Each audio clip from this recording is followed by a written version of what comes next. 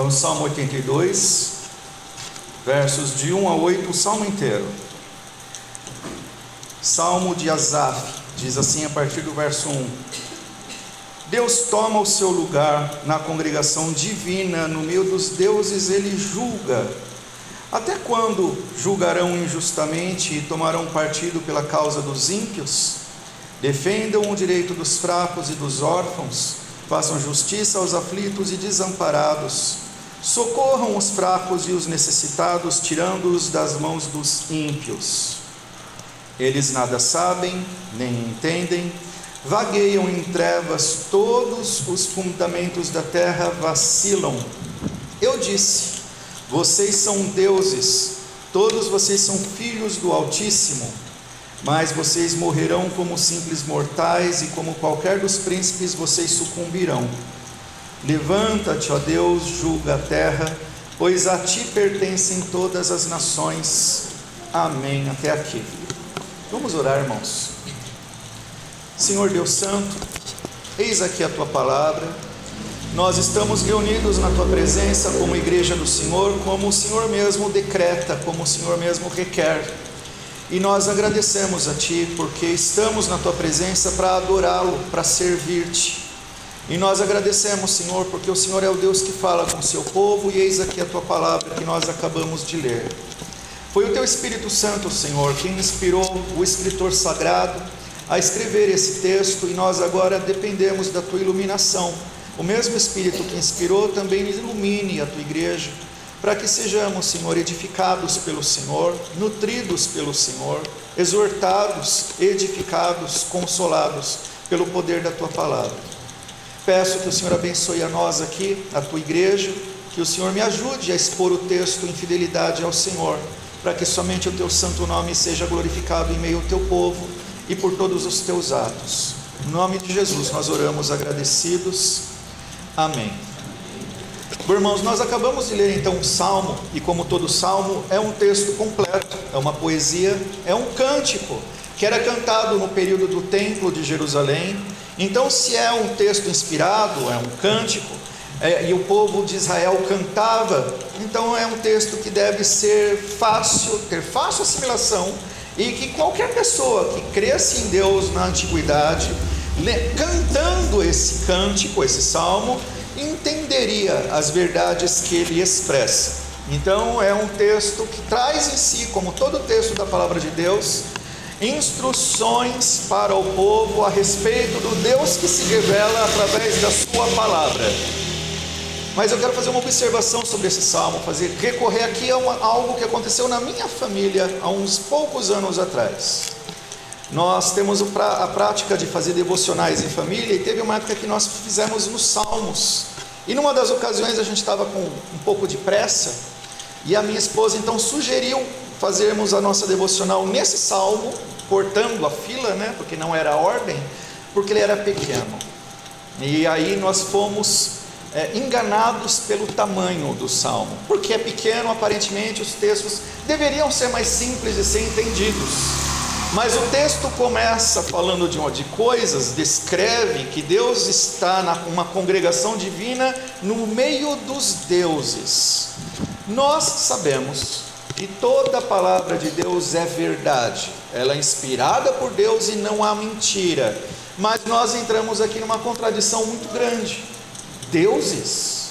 Será que o próprio Deus verdadeiro instrui o seu povo a acreditar, supor que Deus se reúne com outros deuses, como se fosse uma espécie do panteão? Lembra do panteão dos gregos, dos deuses gregos que se reúnem no Monte Olimpo, e então os deuses eles conversam entre si para decidirem alguma coisa. Então Deus consulta outro, todos os deles são projeções da humanidade, são imperfeitos, para deliberarem e tomarem decisão. Então, será que Deus se reúne numa espécie de congregação com outros deuses? Existem outros deuses?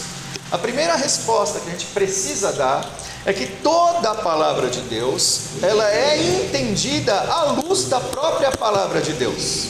Evidentemente, existem textos que são difíceis de serem compreendidos, e existem outros textos que trazem luz a respeito daquelas coisas que aparentemente são mais difíceis de serem entendidas. Não existem outros deuses.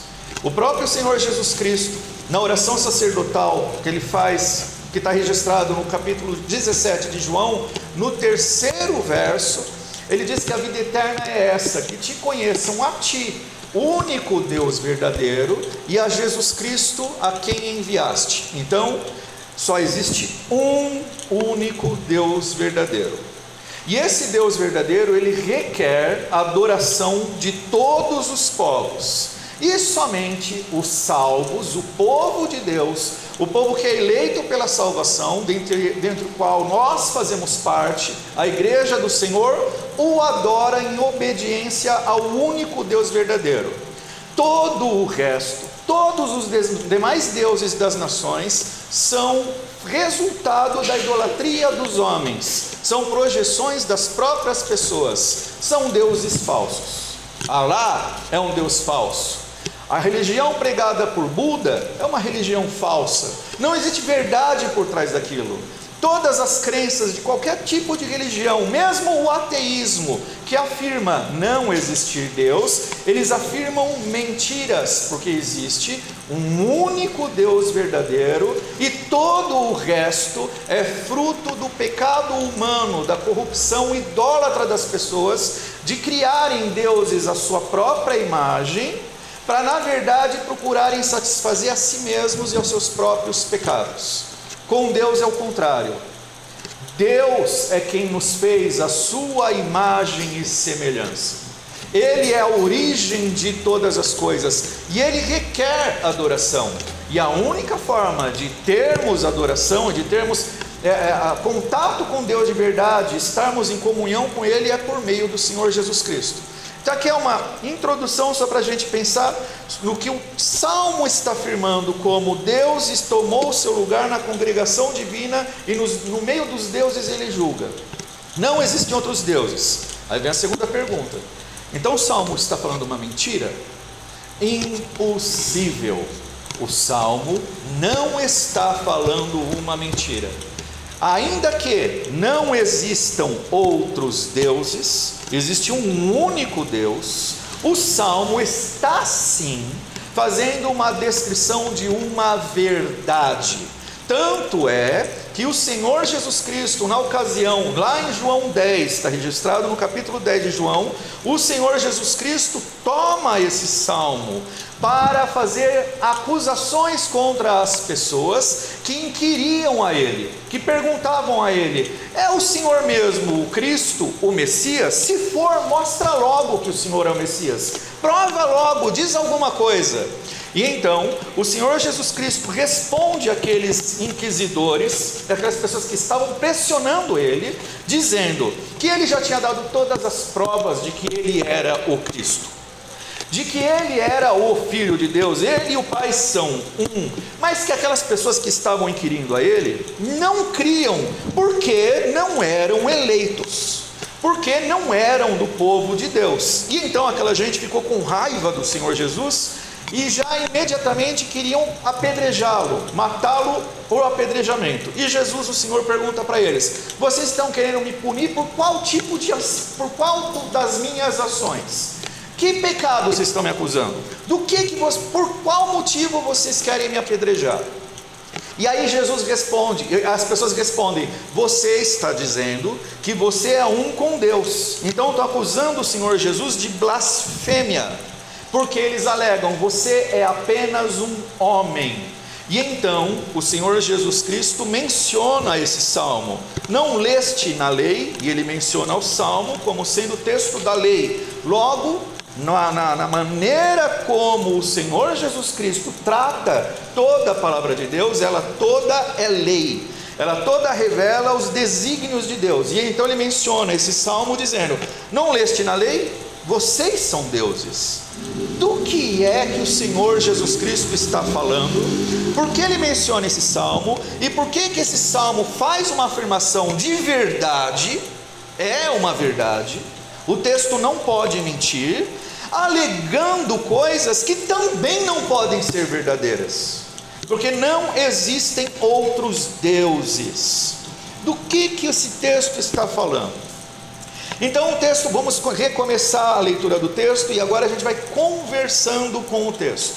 O texto, que é um salmo, lembra, os irmãos da nossa antiguidade cantavam esse texto. Então era um texto de louvor ao Senhor. É um texto que expressa confiança no Senhor e ao mesmo tempo produz edificação nos crentes. É um texto que revela a palavra de Deus. Ele é a palavra de Deus para edificação, exortação e consolação dos crentes. E começa dizendo que Deus toma o seu lugar na congregação divina. O texto está fazendo uma descrição de uma reunião de deuses, em que o próprio Deus de Israel toma assento entre esses deuses. Lembra, nós já sabemos, não existem outros deuses. Então esse texto é uma metáfora. Esse texto está fazendo uma ilustração de valores. Esse texto está falando a respeito dos poderes que se reúnem para fazer deliberar sobre qualquer coisa. Aqui esses deuses, essa congregação divina, pode ser tanto os deuses de todos os povos. Imagine, é como se o Deus de Israel, o Deus e Pai do nosso Senhor Jesus Cristo, ou até mesmo o nosso Senhor Jesus Cristo, tomasse assento para tratar de um assunto qualquer, e o assunto do salmo aqui é justiça, assunto qualquer, e se assentasse para conversar com Maomé, com Buda, com qualquer tipo de divindade. É como se ele se assentasse para conversar com os poderosos da terra, que o texto está chamando de deuses. Porque o Senhor Jesus Cristo se referiu aos inquiridores dele, que o pressionavam: sois deuses. Lembra disso? Quando eles foram pressionar Jesus dizendo: és tu o Messias ou não? Então Jesus responde: vocês não são deuses? Como o texto diz.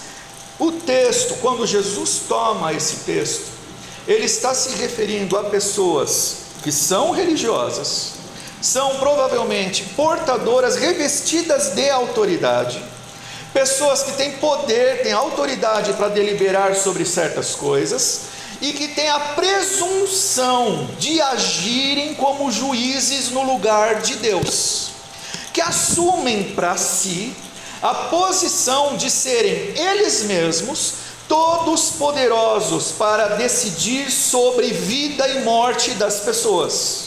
Pessoas que, porque são revestidas de poder e muitas vezes corroboradas, endossadas pela sua própria religião, no caso lá no antigo, na religião dos judeus, na época em que Jesus estava entre nós, a religião estava profundamente deturpada, tanto é que eles mataram o seu Messias. Então pessoas que, revestidas da autoridade religiosa ou de qualquer tipo de religião, de qualquer tipo de autoridade, agem como se fossem senhores de tudo, detentores do poder sobre decidir o que é verdade ou mentira, decidir o que é justo ou injusto, decidir sobre o destino das pessoas, vida e morte.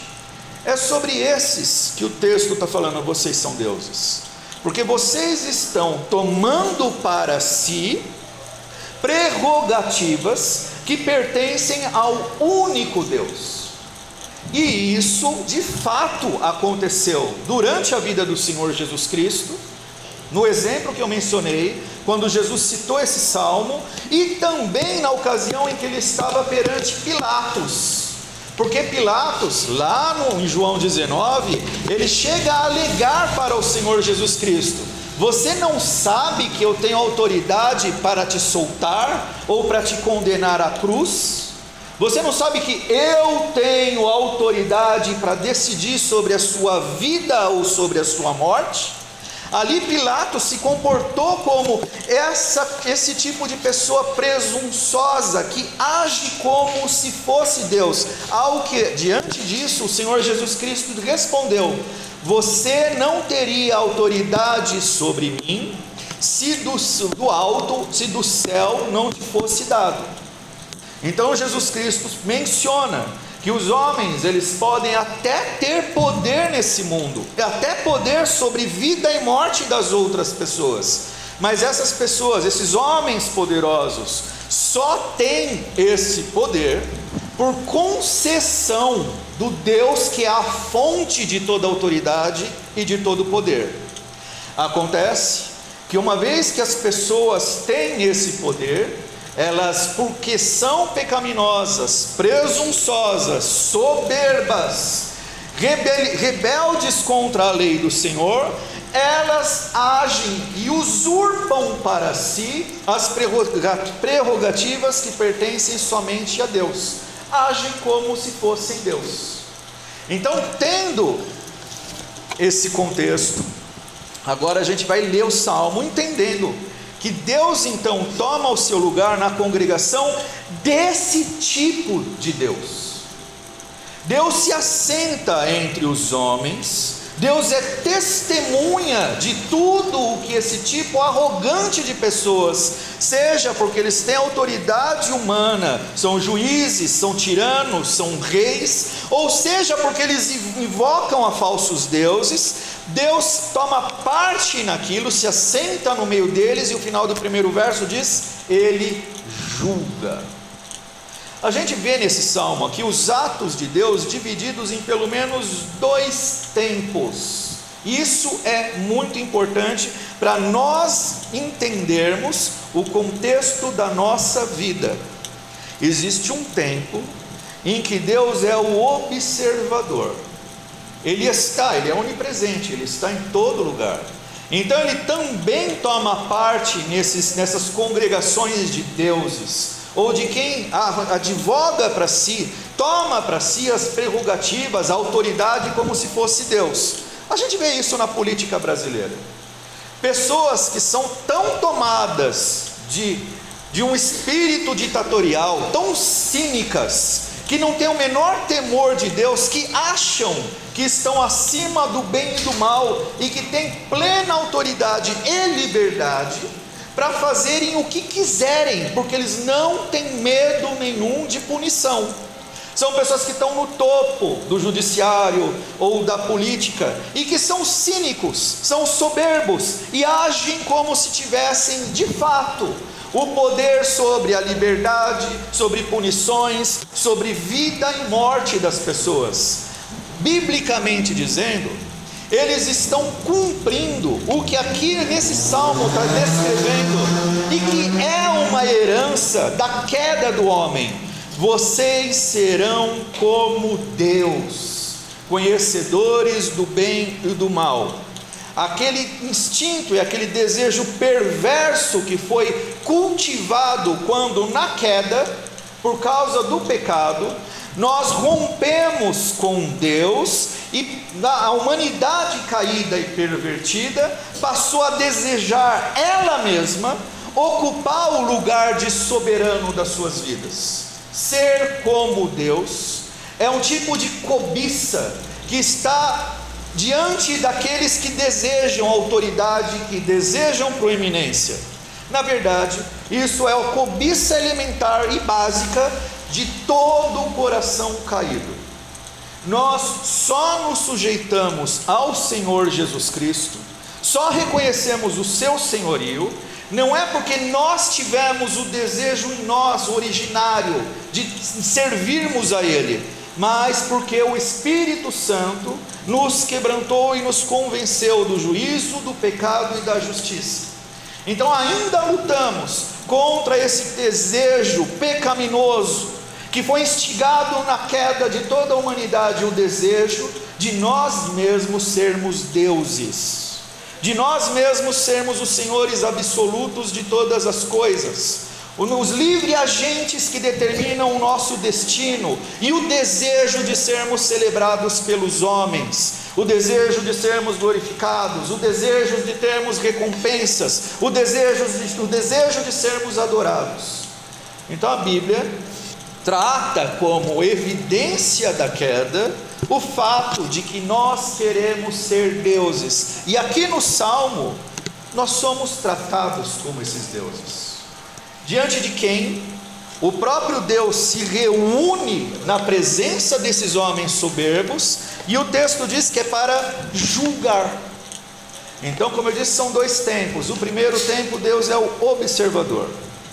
Ele sabe o que os tiranos fazem, ele sabe o que os orgulhosos fazem, ele sabe o que Pilatos fez quando ele deu o veredito, o consentimento com a morte do Senhor.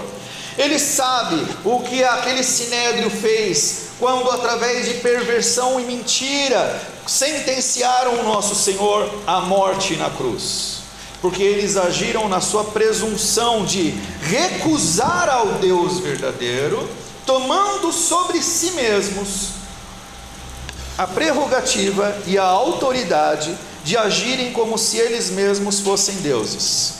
E o texto continua então, Deus está lá, sentado no meio deles, é uma ilustração, e aí então o texto começa a fazer perguntas: até quando julgarão injustamente e tomarão partido pela causa dos ímpios? Aqui nós vemos o fruto natural dos homens que se reúnem, que se juntam, a fraternidade da soberba humana, a fraternidade do pecado, a fraternidade do erro. Inevitavelmente esses homens, quando se juntam, eles julgam injustamente e tomam partido pela causa dos ímpios. Toda a fraternidade feita baseada no orgulho dos homens de tratarem a si mesmos como deuses, toda, sem exceção, vai provocar esse fruto. Eles vão tomar partido pela causa da impiedade. Não espere jamais piedade, bondade, justiça, decência da parte dos homens que se reúnem exaltando a si mesmos, ocupando eles mesmos o lugar do senhorio de Jesus Cristo. Não espere justiça quando os homens trabalham pela glória de si mesmos. Não se engane, isso nunca vai acontecer. Então Deus tomou assento, e a primeira coisa que o Deus que está olhando aquela fraternidade de deuses com letras minúsculas, a primeira coisa que ele observa é: tudo o que eles fazem é impiedade. Tudo o que eles fazem é servir às suas próprias cobiças. Não espere fruto diferente desse. E então, verso 3, vem um conselho: defendam o direito dos fracos e dos órfãos, façam justiça aos aflitos e desamparados, socorram os fracos e os necessitados, tirando-os das mãos dos ímpios. Existe um apelo no Salmo, porque está evidente: se tudo o que eles fazem é impiedade, então vai ter um efeito colateral, sempre e sem exceção. Olha só, observa: se esses homens se reúnem e eles são soberbos, e tudo o que eles fazem invariavelmente acarreta em impiedade, Deus até tirou a ideia aqui central das Escrituras do culto a Ele. Ele está observando apenas as relações humanas. Se tudo o que eles fazem necessariamente incorre em impiedade, vão se multiplicar a pobreza, a aflição, o desamparo, a falta de socorro aos fracos. Necessariamente, onde existe a procura pela exaltação de si mesmo, vai ser produzido o fruto do sofrimento do outro. O fraco vai ser desassistido, as pessoas vão sofrer, vai ter órfãos desamparados, os aflitos não serão amparados. Não haverá possibilidade nenhuma de se ver o que deveria ser visto somente quando existe piedade, quando existe justiça. Se houvesse piedade, então existiria amor. Havendo amor, haveria cuidado com os fracos, com os desassistidos. Observa que o texto não está falando, ele não está olhando para situações particulares das pessoas. É um texto que está mirando, está focando nos efeitos das autoridades decadentes. E então, debaixo das autoridades decadentes, os governos, os reis, os juízes, a gente necessariamente só vai ver esse tipo de resultado. Necessariamente vai existir desespero, dor, fraqueza, falta de socorro.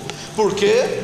Porque os homens veneram a si mesmos e eles mesmos se projetam sobre os seus vassalos como se eles mesmos fossem deuses, e eles vão tratar as outras pessoas que são seus semelhantes, na verdade, como pessoas inferiores a eles.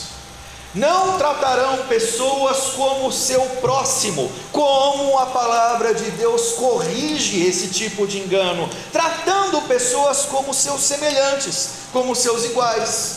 Na igreja não existe hierarquia, todos somos irmãos. Existem distinções de funções, mas todos somos igualmente nivelados na miséria do pecado, para depois sermos agraciados com a mesma graça salvadora de um único Senhor, para uma mesma fé e uma única fraternidade, onde todos somos irmãos e participantes de um só corpo.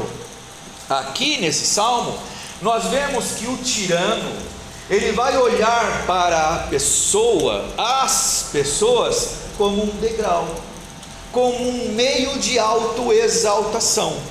Você não é um igual, você é um degrau, e o tirano vai pisar em você, porque ele quer a glória que pode ser arrancada de você. Ele quer o seu dinheiro, ele quer a sua devoção, ele quer o seu serviço, a sua escravidão, a sua lealdade, quer a sua obediência, quer que você acate o que ele diz ser justo, ainda que ele esteja corrompendo a justiça. Então Deus se assentou nesse lugar, nessa reunião, ele está olhando para essa completa perversidade. E como eu disse, são dois atos de Deus. O primeiro, ele é uma testemunha que está sentada no meio dessa gente toda, e o texto diz: para julgar. Deus tem pleno poder para fazer o que ele quiser, mas diferente dos tiranos, Deus não faz as coisas de uma forma destemperada a qualquer tempo. Deus não é assim. Deus é Deus, e uma das prerrogativas de ele ser confiável é de que ele não pode negar a si mesmo, ele não pode negar a sua lei, e ele não pode negar a verdade. Então, ainda que Deus conheça os corações e sabe que o tirano é tirano, o texto diz que ele está sentado ali para julgar. Então ele vai pôr na balança dele aquilo que o tirano alega ser justo e verdadeiro, em comparação com a lei do Senhor, a lei que é perfeita, imutável e santa. E então o texto continua. Diante disso, então, nós vimos os frutos. Então existe os frutos de pessoas que não têm socorro, pessoas que estão desamparadas, os órfãos e os fracos sem nenhum tipo de justiça. E então vem um parecer, verso 5: eles nada sabem, nem entendem, vagueiam em trevas, todos os fundamentos da terra vacilam. A quem o texto está se referindo? Não é sobre as vítimas dos tiranos, mas o texto no verso 5 se refere a quem no primeiro verso foi chamado de Deus. Olha só, no primeiro verso o salmo estabelece, nomeia esses tiranos como deuses, por causa dos atributos que eles usurpam, atributos que pertencem a Deus somente, mas eles roubam para si, como se eles fossem todos poderosos, como se eles tivessem plenos direitos sobre a vida alheia. Então eles estão tomando para si atributos que eles não têm. Então o texto vai dizer, diante do que eles fazem, a loucura e a impiedade que eles fazem, vem o veredito: eles nada sabem nem entendem, vagueiam em trevas. Esses deuses são estúpidos, não conhecem coisa nenhuma. Eles andam em trevas, diferente do Deus verdadeiro, que tudo sabe e tudo conhece, do Senhor Jesus Cristo, que é a luz do mundo. Esses tiranos que se impõem como sendo senhores sobre a vida alheia, eles não sabem de coisa nenhuma, e mais, não apenas não sabem, eles não entendem. A estupidez reina na consciência deles. Suas mentes estão cauterizadas pelos seus pecados e pela idolatria de si mesmos. Eles vagueiam. O texto não diz que eles caminham. Vaguear é a ideia de que não sabem para onde ir, andam cambaleando como bêbados em trevas. Você vê, e nós vemos tiranos na história, tiranos que requeriram dos seus povos, das suas nações, glória, servidão, obediência absoluta. Nós vemos hoje no Brasil pessoas que estão agindo assim, e a palavra de Deus os descreve desse jeito. Eles não sabem de nada, só que eles fazem parecer que sabem muito, eles falam muito, mas a deturpação deles da justiça produz injustiça. Nós lemos no verso anterior: tudo o que eles fazem é erro, tudo o que eles fazem é fruto do seu pecado. O engrandecimento de si mesmo vai na direção oposta da salvação. Se na salvação, que é a nossa reconexão com Deus, nossa filiação ao Pai, para adorarmos a Ele, produz em nós frutos que nos fazem semelhantes a Cristo, nos levam a sermos justos, bem-aventurados, nos capacita a amar, então a servidão aos falsos deuses produzem os frutos que são opostos a esses. Se no cristão, ao nós servirmos ao Senhor Jesus, nós somos instruídos a amar, toda idolatria necessariamente produz o anti-amor. Se a adoração ao Deus verdadeiro nos faz semelhantes a Cristo, toda a idolatria, incluindo a idolatria de si mesmo, vai produzir o total afastamento do Senhor Jesus Cristo. Produz nas pessoas, ainda que seja uma imitação, sempre será um anticristianismo. Se servir a Deus produz em nós santificação, servir a qualquer tipo de idolatria, ainda que seja, de acordo com a descrição do texto, a idolatria de si mesmo, a idolatria do seu próprio poder, produz em nós o oposto de santificação, produz o agravamento do pecado, produz o engrandecimento do cinismo, produz cada vez mais a amizade e servidão a Satanás. Porque, como disse o Senhor Jesus, quem pratica o pecado é escravo do pecado. Então esses homens soberbos que o texto está descrevendo, eles são vassalos de Satanás. Maomé, quando pregou sobre Alá, ele alega ter visto nas cavernas de Medina, o anjo Gabriel apareceu para ele, ele estava a serviço de Satanás, em cumprimento do que o apóstolo Paulo escreveu 3 séculos antes: ainda que um anjo de luz apareça anunciando evangelho, mensagem de boa nova, diferente dessa que nós temos pregado, seja anátema, sempre será maldição. Não existe justiça verdadeira, amor verdadeiro, redenção verdadeira, se não for em Cristo. Toda outra forma de busca de redenção, de salvação, alegando que pessoas são capazes de salvar pessoas, corrigir a sociedade, promover as justiças que nós vemos na palavra de Deus, é idolatria do homem, é corrupção de si mesmo. Então o texto está falando, eles nada sabem, eles não entendem. E Jesus disse isso, usando esse texto, para as pessoas que perguntaram: você é o Messias mesmo? Prova para a gente que você é o Messias, explica para a gente. E Jesus respondeu: vocês não vão entender, porque vocês não são escolhidos do meu Pai, não são eleitos. Eles não entendem. Quando as pessoas estão a serviço de Satanás, a serviço de si mesmos nas suas rebeliões e nos seus pecados, eles criam, idealizam falsos deuses, e nessa situação eles se tornam completamente estúpidos. Eles não vão entender, a não ser que ocorra o milagre que aconteceu com todos os verdadeiros crentes. Nós não fomos salvos por nós mesmos.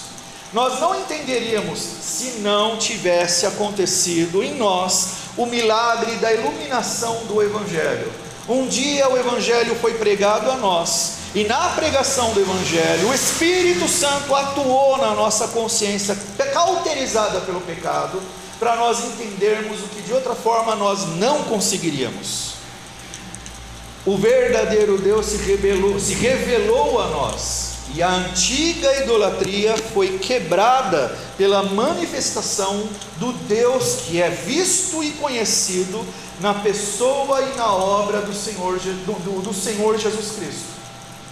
Só assim a maldição do sereis como Deus, conhecedor do bem e do mal, só assim essa maldição pode ser quebrada. Somente pela manifestação do único Deus verdadeiro, que é manifestado na pessoa e na obra do nosso Senhor Jesus Cristo. Então, eles não entendem, vagueiam, e o texto diz: todos os fundamentos da terra vacilam, e vacilam por causa deles. Do que o texto está falando aqui? Toda a terra está sob maldição, por causa da maldição do pecado do homem, e toda a terra vai ser destruída quando vier o segundo ato de Deus. Lembra, eu falei que aqui o texto está falando de dois atos de Deus. Por enquanto é o ato do Deus observador, que é o ato do tempo presente. Deus está contemplando a história da humanidade. Nada que acontece está fora do seu controle, mas Deus está sentado. Essa é a ilustração do texto, julgando. Ele é a verdadeira testemunha, que está analisando a história acontecer, até que venha o segundo ato, o ato das ações da sua justiça. Esses atos de Deus são amplamente ilustrados na ilustração recorrente em toda a Bíblia do cálice da ira de Deus, que algumas vezes essa ilustração é usada na Bíblia. Imagine uma taça, essa é a ilustração, em que é pingado gota a gota naquele cálice, naquela taça. Assim é a benignidade de Deus, assim é a paciência de Deus, assim é a maneira como Deus está contemplando o mundo. Ele está sentado observando, e o seu cálice está gotejando, até que ele enche e transborda. Então a ira de Deus se manifesta, o cálice da ira do Senhor, e Ele derrama o seu juízo sobre o mundo. Por isso que quando o Senhor Jesus Cristo estava prestes a ser preso, orando no Getsemane, Ele orou ao Pai suplicando: se possível, passa de mim esse cálice, porque sobre o Senhor Jesus Cristo toda a ira que deveria ser sobre mim e sobre toda a igreja, os eleitos, os salvos do Senhor, foram sobre o Senhor Jesus. Se possível, passa de mim esse cálice, se possível, me livra de sofrer esses efeitos terríveis da tua ira. E Deus não o livrou disso, necessariamente ele sofreu. Só que essa figura do cálice, ela é recorrente na Bíblia, ela acontece no Apocalipse, e ela descreve quando o Senhor Jesus Cristo manifestar o seu juízo, e é o resto do texto, o segundo dos dois atos de Deus. Primeiro, Deus como testemunha, olhando a perversidade dos homens, pervertendo a justiça, provocando sofrimento, arruinando a criação. O texto disse, onde nós lemos, que os fundamentos da terra vacilam. É o pecado do homem que condenou toda a criação. E então, o texto continua, verso 6: eu disse, vocês são deuses, todos vocês são filhos do Altíssimo. Então aqui, o autor do texto, e a gente pode dizer é o próprio Deus, se vira para todos e fala, vocês são os que provocaram tudo isso. E o texto diz, vocês, todos vocês, são filhos do Altíssimo. Aqui, olhando para a maneira como o Senhor Jesus Cristo usou esse texto diante dos seus acusadores em João 10, esse filho não é no sentido dos filhos que são adotados na salvação. Nós, a igreja, todos os que creram, receberam também o poder de serem chamados filhos de Deus.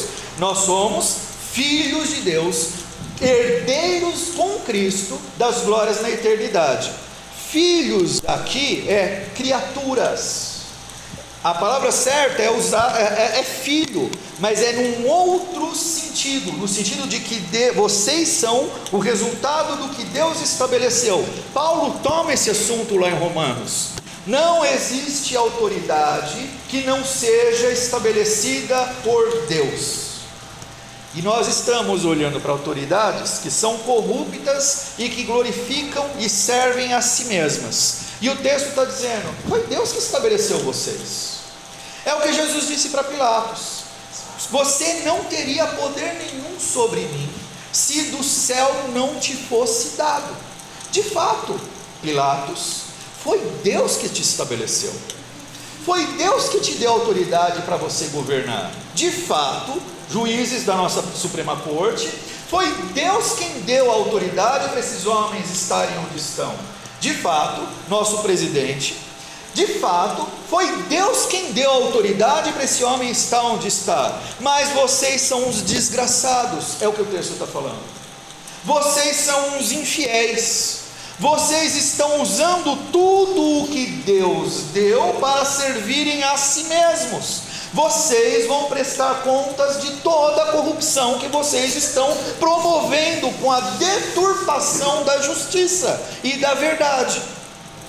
Então, verso 7, mas vocês morrerão como simples mortais. Até agora, vocês se acharam muito importantes, muito poderosos, intocáveis, andaram como cínicos, como se ninguém pudesse punir a vocês, mas Deus vai te pegar logo ali. Da justiça do Senhor ninguém escapa, e Deus não vai tratar vocês como especiais, como deuses que vocês supõem ser. Na hora que vocês clamarem aos seus falsos deuses, não existirá Deus do lado de lá para te salvar, porque vocês morrerão como simples mortais, vocês morrerão como gente comum. Até agora vocês acharam que não eram gente comum, mas é exatamente assim que o justíssimo Deus os tratará, como simples mortais, e como qualquer dos príncipes vocês sucumbirão. E o texto ainda fala, outros que também se achavam especiais, viraram fumaça, viraram pó, porque existe um Deus justo e verdadeiro, que é a autoridade última sobre todas as coisas, e esse não pode ser corrompido de jeito nenhum.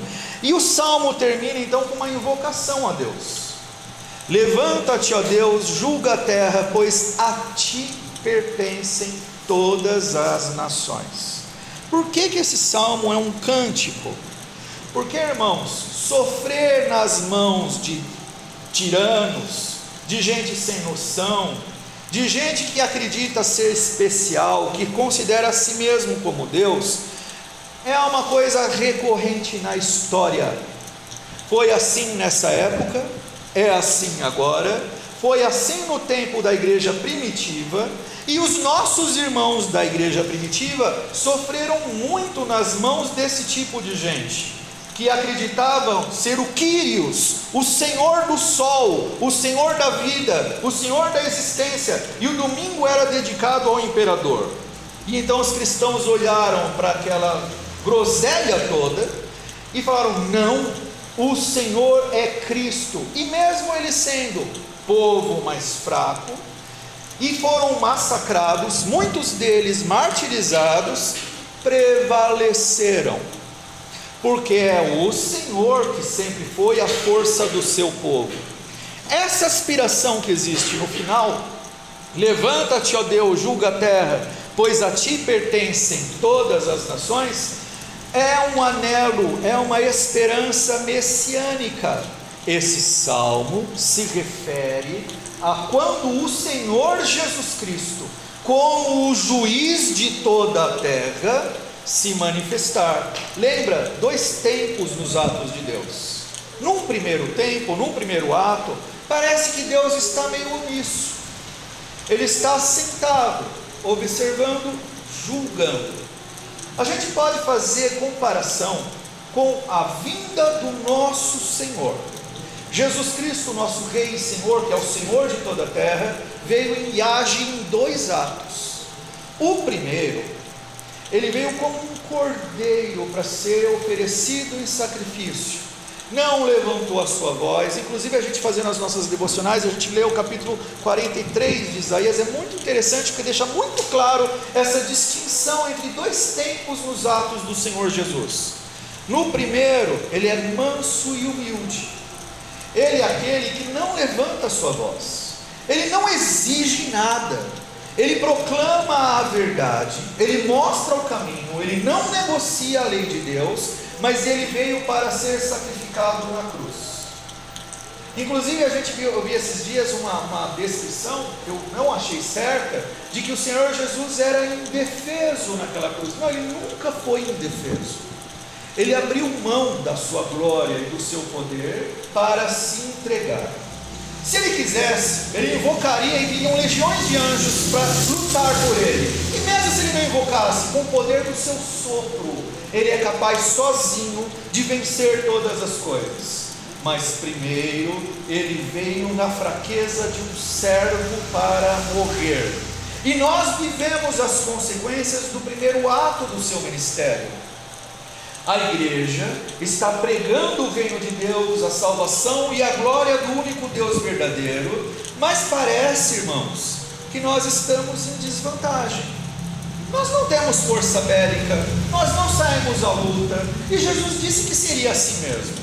Nós somos como ovelhas enviadas no meio de lobos, e quando a ovelha é enviada no meio de lobo, não é para lutar de igual para igual, é para ser morto. E Jesus disse que seria assim mesmo, e que nós seríamos bem-aventurados caso isso acontecesse, até que venha o segundo ato.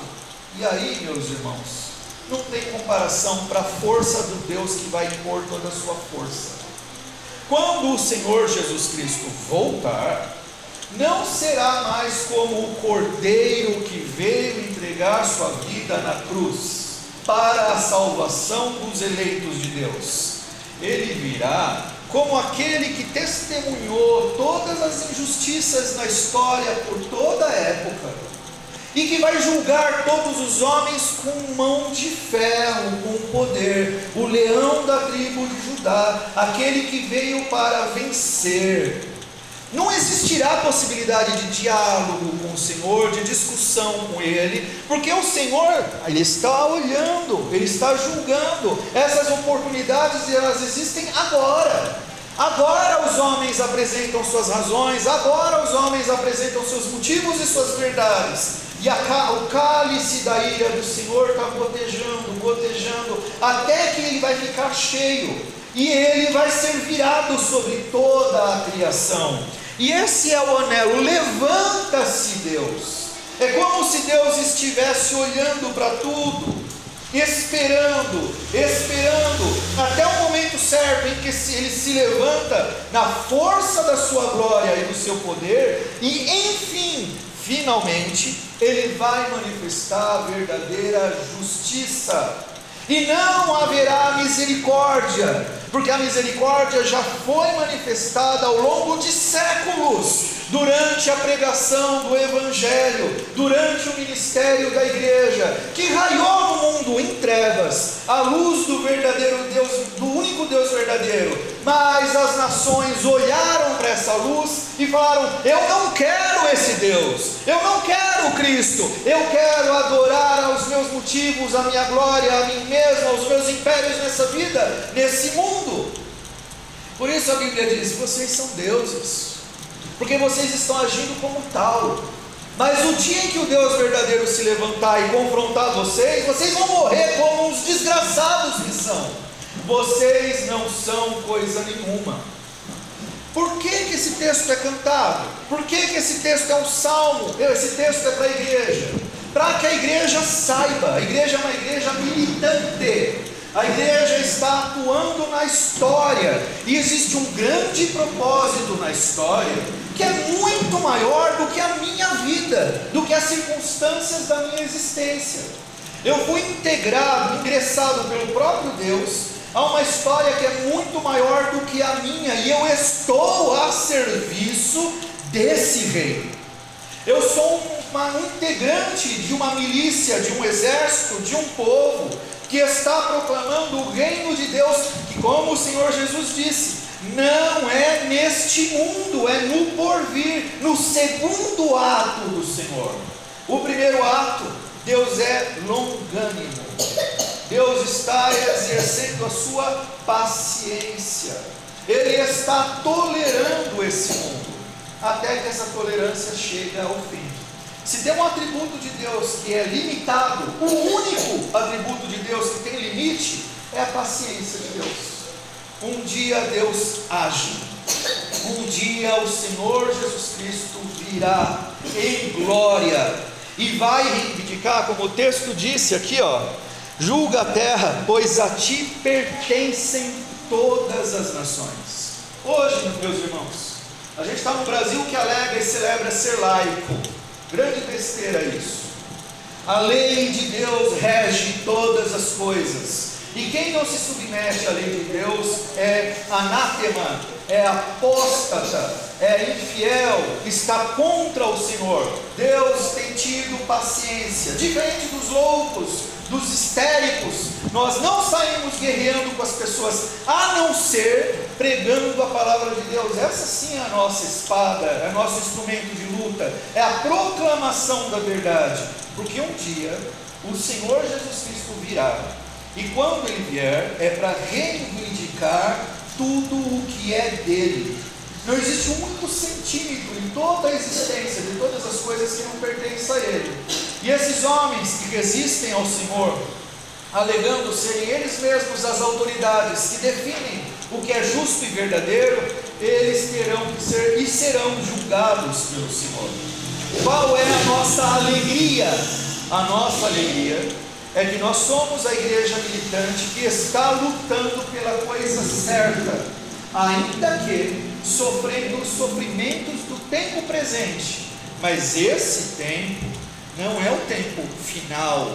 Ainda esperamos o nosso Senhor vir. Então sim, nós veremos e teremos as realidades que foram conquistadas pelo Senhor para o seu povo.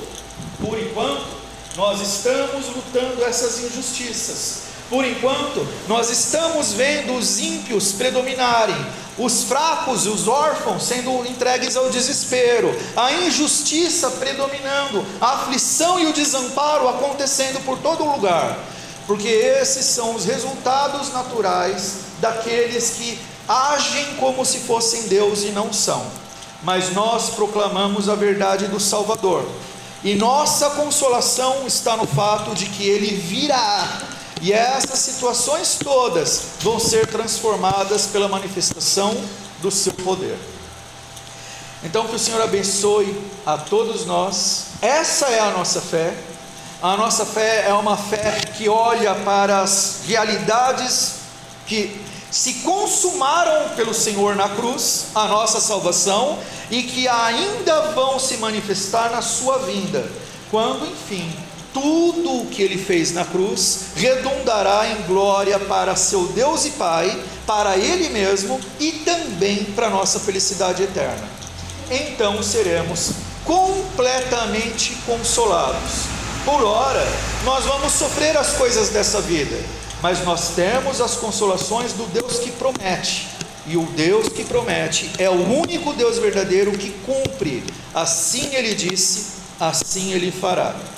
Os crentes creem nisso e descansam nisso. Que o Senhor abençoe a todos nós.